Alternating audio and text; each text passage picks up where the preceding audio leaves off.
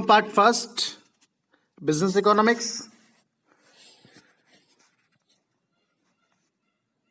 मांग विश्लेषण, मांग का नियम।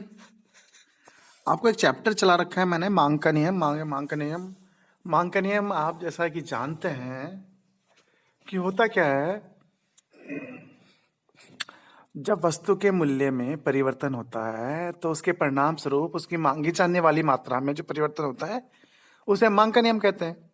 मान लीजिए वस्तु का मूल्य जब बढ़ता है तो उसकी मांगी जाने वाली मात्रा कम हो जाती है, और जब वस्तु का मूल्य घटता है तो इसकी मांगी जाने वाली मात्रा बढ़ जाती है। इसे हम मांग का नियम कहते हैं। अब क्वेश्चन निकल के आता है कि मांग का नियम लागू क्या होता है। मांग के नियम के लागू होने के कारण निम्नलिखित है। पहला, आय प्रभाव। देखिए, जब किसी वस्तु का मूल्य कम होता है तो उपभोक्ताओं की वास्तविक आय बढ़ जाती है। समझ रहे मैं क्या बोल रहा हूं?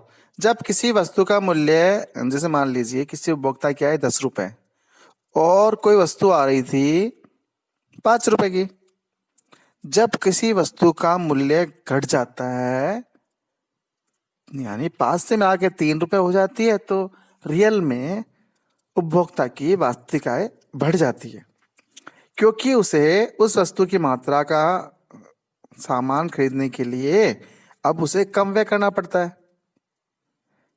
और इसके विपरीत जब वस्तु का मूल्य बढ़ जाता है तो उसकी वास्तविक आय घट जाती है, क्योंकि उससे वस्तु की समान मात्रा खरीदने के लिए अब अधिक व्यय करना पड़ता है। इसी को हमने क्या बोला है? आय प्रभाव के नाम से पुकारा है। इस प्रभाव के अंतर्गत उपभोक्ता वस्तु विशेष का मूल्य कम होने पर उसकी अधिक मात्रा क्रय करता है तथा वस्तु विशेष का मूल्य अधिक होने पर उसकी कम मात्रा खर्च करता है।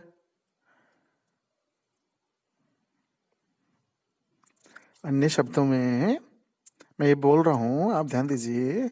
इसके अंतर्गत होता क्या है कि उपभोक्ता वस्तु विशेष का मूल्य कम होने पर इसकी अधिक मात्रा क्रय करता है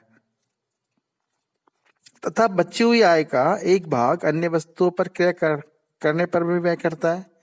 इस तरह उपभोक्ता वस्तु विशेष का मूल्य बढ़ने पर उसकी कम मात्रा क्रय करता है तथा आय घटने के कारण अन्य वस्तुओं की भी कम मात्रा ही खरीदता है। तो ये हो गया आय प्रभाव। मांग के नियम के लागू होने के कारण पहला है आय प्रभाव। दूसरा, प्रतिस्थापन प्रभाव। प्रतिस्थापन प्रभाव ये आसानी समझने का प्रयास कीजिएगा। देखिए, मैं आपको समझाता हूं। जब किसी वस्तु को ले लिया मैंने x, है ना। जब किसी वस्तु के मूल्य में x वस्तु के मूल्य में कमी आती है तो उसकी प्रतिस्थापन वस्तु, उसको मैंने बोला y, तो y के मूल्य स्थिर रहते हैं। देखिए, अब आप सोचें प्रतिस्थापन वस्तु क्या होती है सर? प्रतिस्थापन वस्तु वो वस्तु होती है जिसको मैं रिप्लेस करके उस वस्तु का काम में ले सकता हूँ। मान लीजिए कॉफी मैं पीता हूँ और कॉफी की जगह मैं चाय पी लेता हूँ, तो कॉफी का प्रतिस्थापन करने वाली वस्तु क्या हो गई? चाय। तो चाय प्रतिस्थापन वस्तु है। तो मैंने किसी वस्तु को कहा कि x वस्तु के मूल्य में कमी होने पर उसकी प्रतिस्थापन वस्तु y कौन सी वस्तु है? प्रतिस्थापन वस्तु है। प्रतिस्थापन वस्तु के मूल्य स्थिर रहते हैं तो उपभोक्ता अन्य वस्तुओं के उपभोग को कम करके इस x वस्तु का प्रयोग बढ़ा देता है। क्यों बढ़ा देता है? क्योंकि यह वस्तु अन्य y वस्तु से सस्ती हो जाती है। मैंने कहा था दो वस्तुएं हैं, एक तो x है और दूसरी वस्तु है प्रतिस्थापन वस्तु, जिसे मैंने बोला था y।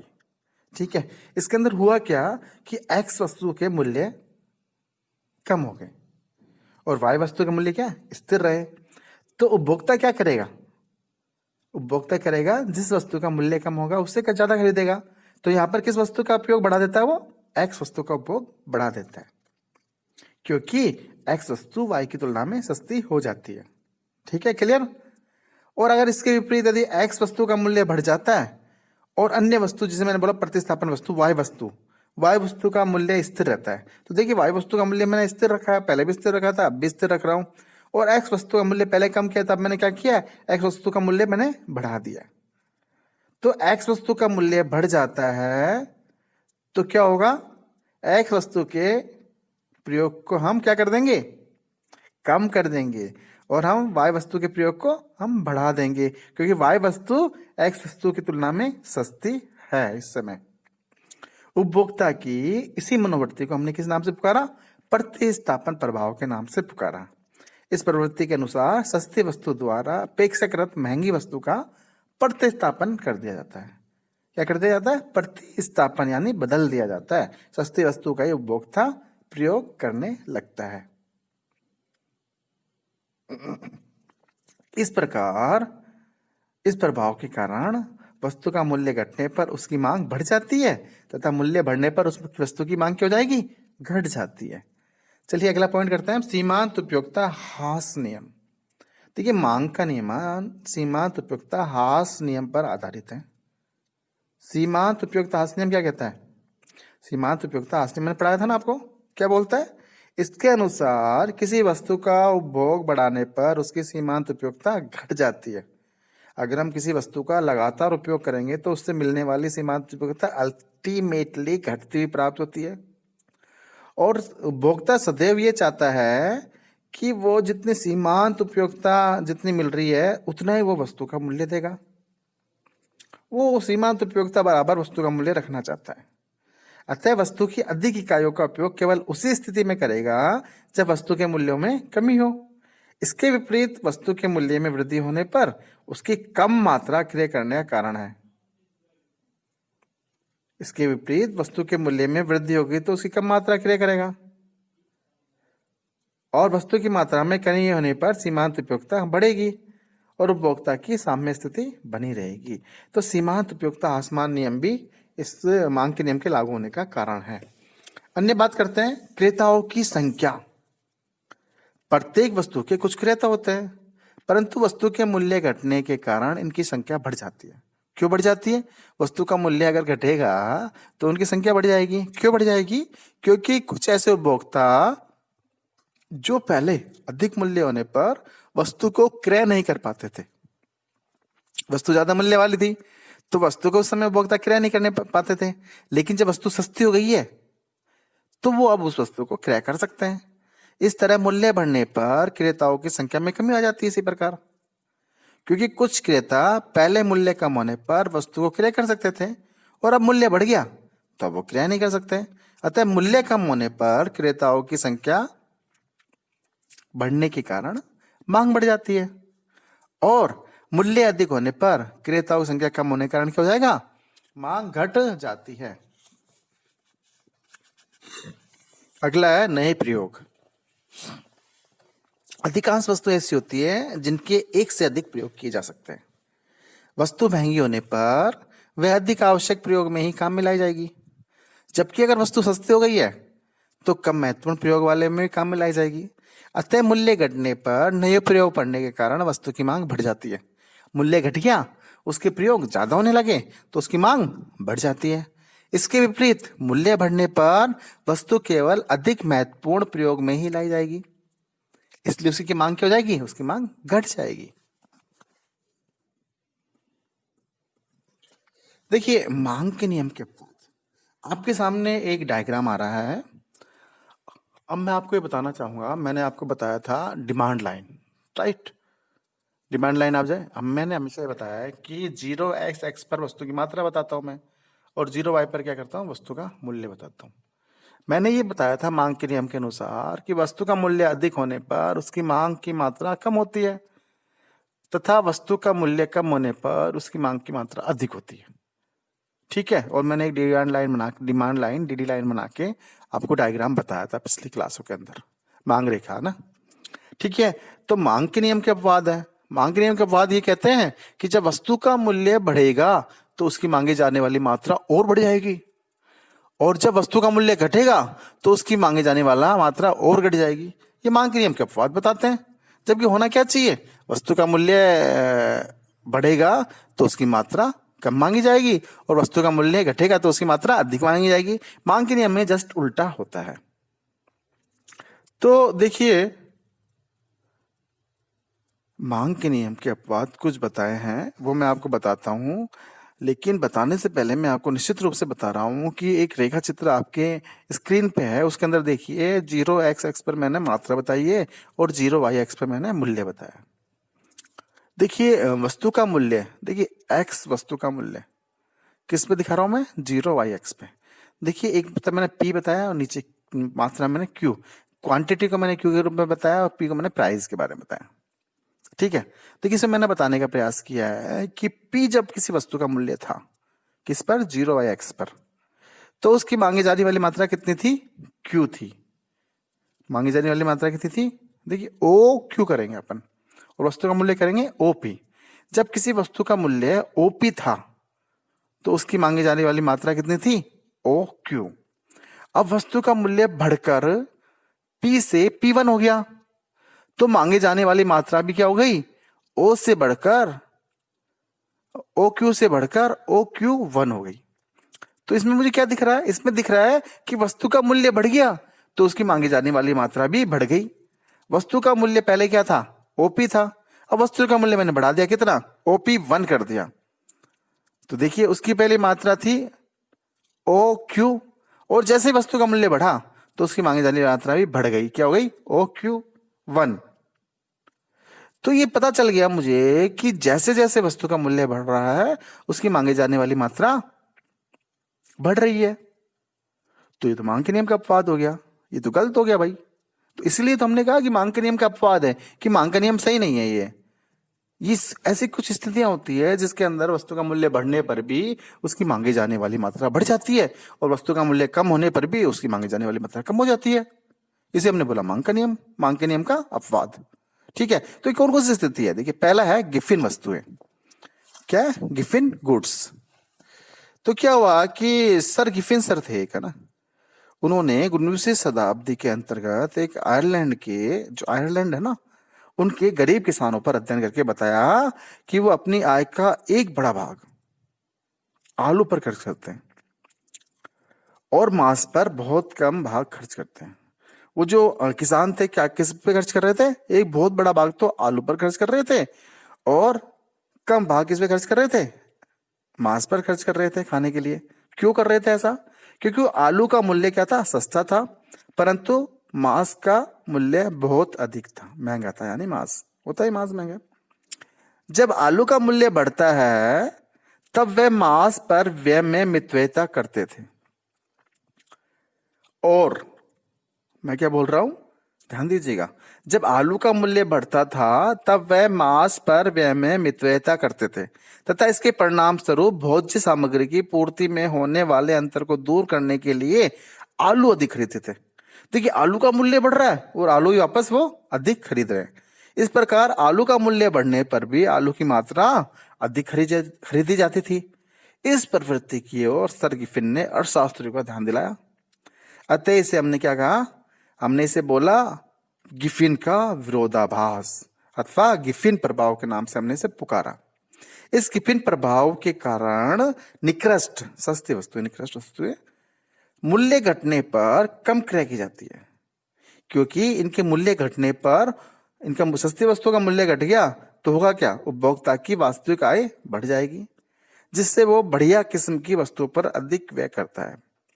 परिणाम स्वरूप उसकी निकृष्ट वस्तुओं की मांग घट जाती है। अतः निकृष्ट वस्तुओं के संबंध में मांग का नियम लागू नहीं होता है। यानी आलू महंगा होने पर भी किसान आलू को ज्यादा खरीद रहा था। ठीक है, दूसरी बात करते हैं हम। गिफिन सर की बात समझ में आ गई आपको, ये बहुत ध्यान रखिएगा, गिफिन गिफिन प्रभाव बहुत आता है ये परीक्षा के अंदर। अगली बात करते हैं प्रतिष्ठा मूलक वस्तुएं अथवा मिथ्या आकर्षण। प्रतिष्ठा मूलक वस्तुएं अथवा मिथ्या आकर्षण। देखिए बहुत से धनी लोग कुछ वस्तुओं का प्रयोग उनकी आंतरिक उपयोगिता के कारण न कर केवल प्रतिष्ठा अथवा मिथ्या आकर्षण के कारण करते हैं। उदाहरण के तौर पर आभूषण अथवा बहुमूल्य हीरे या पुरानी कलाकृतियां आदि ऐसी वस्तुएं जिन्हें धनी लोग मूल्य बढ़ने पर अधिक खरीदते हैं। देखिए मूल्य बढ़ने पर ज्यादा अधिक खरीदते हैं वो लोग, है ना। ये वस्तुएं जैसे जैसे महंगी होती जाती है वैसे वैसे ही अधिक प्रतिष्ठा वाली वस्तुएं समझी जाती है, अतः धनी लोग अधिक खरीदते हैं। इनका मूल्य कम होने पर ये प्रतिष्ठा की वस्तुएं नहीं रहती है, अतः उनका क्रय कम हो जाता है। एक उदाहरण के द्वारा समझाता हूं मैं आपको। देखिए, कोई व्यक्ति है, मान लीजिए बहुत पैसे वाला है। अब पैसे वाला है, धनी है, तो सोना खरीदना चाहता है वो। तो होता क्या, सोना सस्ता होगा तो ज्यादा खरीदना चाहिए ना, नियम तो ये बोलता मांग का।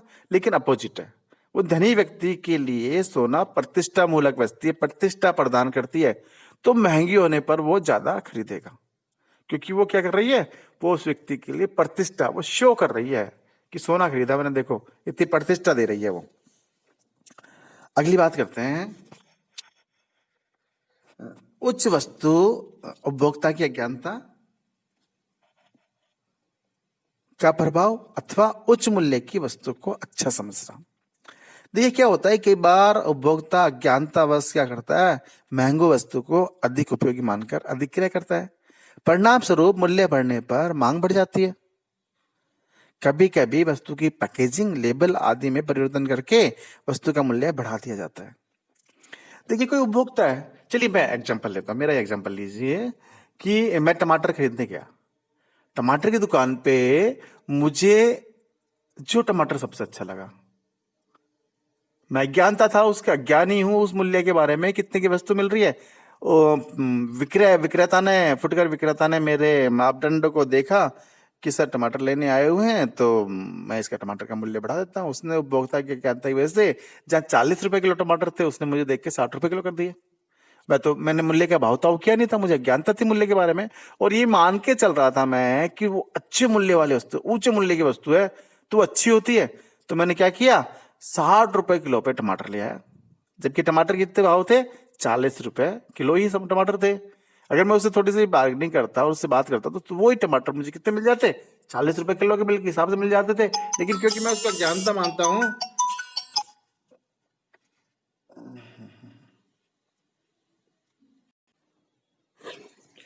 क्योंकि मैं उसको, मेरी अज्ञानता है, तो मैं अच्छी कीमत वाले को अच्छा मानता हूं और उसको ले आता हूं। चलिए अगली बात करते हैं, सट्टा। देखिए सट्टा बाजार होते हैं, उसमें क्या होते हैं, दो तरह के होते हैं, तिजड़ी और मंदड़ी। तो सट्टा बाजार में मूल्यों में वृद्धि के पश्चात और अधिक क्रय करने के लिए वो क्यों खरीदते हैं, क्योंकि उनको आशा होती है तेजड़ियों को कि और मूल्य बढ़ेगा, और जैसे मूल्यों में वृद्धि होगी अंशों के मूल्य में, वो अधिक मात्रा में क्रय करते हैं। और मंदड़ी होते हैं, तो मंदड़ी ये आशा करते हैं कि मूल्य और गिरेगा, तो वो मंदी की मात्रा में अधिक क्रय करते हैं।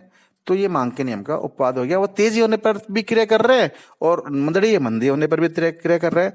तो ये सट्टा एक मांग के नियम का अपवाद है। जीवन की अनिवार्य वस्तुएं वे वस्तुएं जो जीवन के लिए बहुत उपयोगी हैं, अनिवार्य है, तो मूल्य बढ़ने पर उनमें कोई कोई महत्वपूर्ण नहीं है। मूल्य बढ़े या घटे, जीवन के लिए यूजफुल थिंग्स है तो व्यक्ति उनको खरीदेगा। ठीक है। युद्ध अथवा आपातकाल, अनेक बार क्या होता है, अनेक बार युद्ध अथवा आपातकाल की स्थिति में वस्तुओं के मूल्य की कोई चिंता नहीं करता इंसान। क्या करेगा, जनता माल का स्टॉक करती है, अपने पास संग्रहण करना चाहती है। अभी देखिए, अभी कोरोना काल है, कोरोना काल में क्या बीच में क्या था, लॉकडाउन हुआ था, याद है आपको। लॉकडाउन जैसे हुआ, लोगों ने मैक्सिमम मात्रा में क्या खरीदा, परचूनी का सामान खरीदा, धन कलेक्ट, वो अनाज कलेक्ट करने का प्रयास किया। तो ऐसी स्थिति मूल्य बढ़ रहा था, फिर भी वो सरकार ने पूरी व्यवस्था की कि उनका मूल्य घटाया, उनको कंट्रोल किया जाए, वो सब चल रहा था। उसके बावजूद आपने नोट किया होगा कि आपातकाल जैसी स्थिति थी कोरोना की, कर्फ्यू लग रहे थे, तो ज्यादा मूल्य बढ़ने पर लोगों ने उसको संग्रहण किया, तो मूल्य बढ़ने पर भी वस्तु अधिक क्रय की जा रही थी। विशेष पेटेंट अथवा व्यापार चिन्ह वाली वस्तुएं, देखिए कई बार क्या होता है कि व्यक्ति क्या करता है, विशेष पेटेंट वाली वस्तुएं खरीदना चाहता है, चाहे वो कितनी महंगी हो। लिबर्टी के जूते हैं, राइट, बाटा के जूते हैं, और पीटर इंग्लैंड की शर्ट्स हैं, वैन हुसैन की शर्ट्स हैं, और भी बहुत सारी चीजें जो ब्रांडेड हैं। ठीक है, लोग बाग उनको खरीदना चाहते हैं, चाहे कितनी महंगी है। एक शर्ट आपको सस्ते दाम में मिल जाएगी, 700-500 रुपए की शर्ट मिल जाएगी, लेकिन पीटर इंग्लैंड की शर्ट अगर आपको 2,500 की मिल रही है, तो बहुत लोग को पेटेंट पे है, वो तो खरीदते हैं, वो महंगी शर्ट होने पर भी वो खरीद रहे हैं। तो ये एक मांग के नियम का अपवाद है। वस्तु पर क्रय किया गया व्यय कुल आय का बहुत छोटा भाग हो। कई बार क्या होता है कि कोई वस्तु ऐसी होती है जिसपे उपभोक्ता खर्च कर रहा है, वो उसका बहुत छोटा भाग होती है। अतः वस्तु के मूल्य में परिवर्तन पर उसकी मांग पर कोई प्रभाव नहीं पड़ता। ये मांग के नियम का अपवाद है। लेकिन देखिए, निष्कर्ष रूप में ये बोल सकता हूं कि मांग के नियम के अपवाद जरूर हैं, लेकिन व्यवहारिक जीवन में मांग का नियम वास्तविक है और कसौटी पे खरा उतरता है और मांग का नियम लागू होता है। आज के लिए इतना ही काफी। Thank you very much. मैं डॉक्टर विजय कुमार, राजकीय महिला महाविद्यालय शाहपुरा।